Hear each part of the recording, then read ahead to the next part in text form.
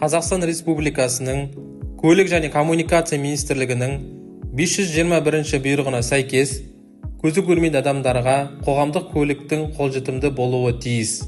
Атырау қаласында қоғамдық көліктің ішінде аялдаманы атайтын құрылғы қондырылса да, ол құрылғыны қоғамдық көліктің жүргізушілері әдейі өшіріп тастауда. Сондай-ақ, қоғамдық көліктің қай жерде келе жатқанын бақылайтын бағдарлама да біз үшін қолжетімсіз. Бұл жағдайдың барлығын қала әкімі, облыс әкімі, оның орынбасарлары, облыс мәслихаттың төрағасы, көзі көрмейтін адамдарының сөзін сөйлейтін облыс әкімінің кеңесшісі барлығы біледі. Білсе де, білмегенде кейіп танытуда. Мен бұларға айтарым, барлығымыз бірігіп, жабылып бұл кедергілерді жояйық.